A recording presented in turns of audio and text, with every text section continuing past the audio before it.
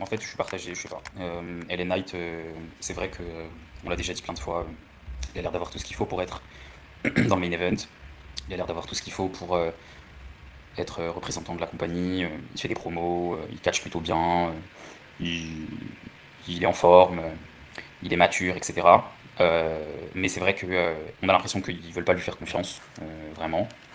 Alors que Braun Breaker, j'ai l'impression que bah, ils lui font beaucoup confiance, ils sont prêts à le mettre dans une place que LA Knight n'a jamais eue. On parle de Braun Breaker à WrestleMania, dans un match de championnat, alors que LA Knight à WrestleMania c'est maximum ceinture des États-Unis quoi. Donc et ça fait quand même deux ans que LA Knight il tourne autour un peu de ce main event sans jamais y avoir accès. Braun Breaker, bah, cette année en 2025 avec The Vision, il est dans le main event plus ou moins quoi.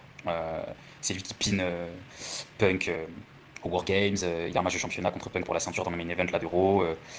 Donc moi je trouve que en fait euh, Braun Breaker il a l'air de, en fait vu son âge et vu sa marge de progression, je dirais Braun Breaker parce que LA Knight on a peut-être vu un peu le max de son potentiel. C'est juste qu'il n'est pas à la bonne place. Il pourrait être dans le main event. Alors que Braun Breaker, je pense, il est déjà aux portes du main event ou dans le main event. Et je pense qu'on a vu peut-être même pas la moitié de ses capacités, quoi.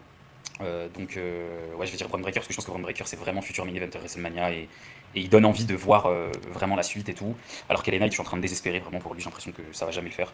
Donc ouais, je vais dire Braun Breaker.